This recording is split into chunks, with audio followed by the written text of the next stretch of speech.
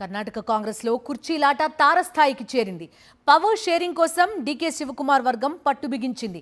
High command నిర్ణయమే final అంటూనే తన స్టైల్లో పావులు కదుపుతున్నారు ముఖ్యమంత్రి సిద్ధరామయ్య. అహిందా సీఎం డిమాండ్తో డీకేకి చెక్ పెట్టే ప్రయత్నం చేస్తున్నారు. మరి కాంగ్రెస్ అధిష్టానం మనసులో ఏముంది? కర్ణాటకం కొనసాగుతోంది. ముఖ్యమంత్రి మార్పుపై ఊహాగానాలు మరింత జోరందుకున్నాయి. డిప్యూటీ సీఎం డీకే శివకుమార్ వర్గం ఎమ్మెల్యేలు ఢిల్లీలో మకాం వేసి అధిష్టానం పెద్దలను కలిసేందుకు ప్రయత్నాలు చేస్తున్నారు. రెండు టీంలు గత వారమే హస్తనకు చేరుకోగా ఆదివారం రాత్రి మరో 6 నుంచి 8 మంది ఎమ్మెల్యేలు ఢిల్లీలో ల్యాండ్ అయ్యారు. కాంగ్రెస్ సంస్థాగత వ్యవహారాల ప్రధాన కార్యదర్శి కేసీ వేణుగోపాల్ అపాయింట్మెంట్ కోరుతున్నారు.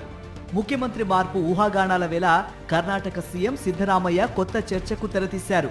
మొన్నటి వరకు 5 ఏళ్లు తానే సీఎం అన్న సిద్ధు ఒక్కసారిగా స్వరం మార్చారు. ముఖ్యమంత్రి మార్పుపై తుది నిర్ణయం పార్టీ కేంద్ర నాయకత్వంపై ఆధారపడి ఉందని వెల్లడించారు.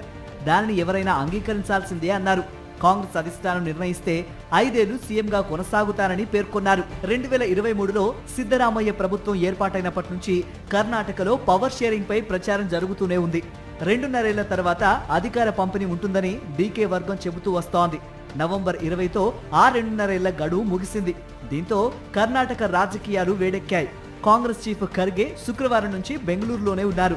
శనివారం రాత్రి ముఖ్యమంత్రితో, ఆదివారం పలువురు మంత్రులతో ఆయన సమావేశమయ్యారు. డీకే మద్దతుదారులెవరూ భేటీకి రాలేదు. సిద్ధరామయ్య అహిందా లీడర్.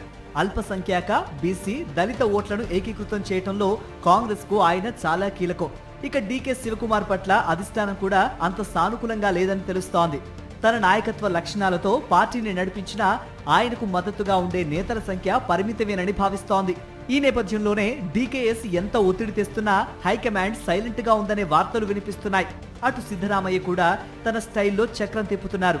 తనకు కాదంటే అహింద వర్గానికి చెందిన వారికి అవకాశం దక్కేలా పావులు కదుపుతున్నారు. కర్ణాటక హోంమంత్రి జి పరమేశ్వర, గిరిజన సామాజిక వర్గానికి చెందిన మంత్రి సతీష్ జార్కిహోలీ తాము ముఖ్యమంత్రి రేసులో ఉన్నట్టు ప్రకటనలు చేస్తున్నారు.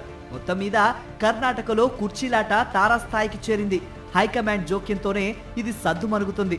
లేదంటే వివాదం మరింత ముదిరి కర్ణాటక కాంగ్రెస్ లో చీలికలకు దారితీయొచ్చనే విశ్లేషణలు వినిపిస్తున్నాయి.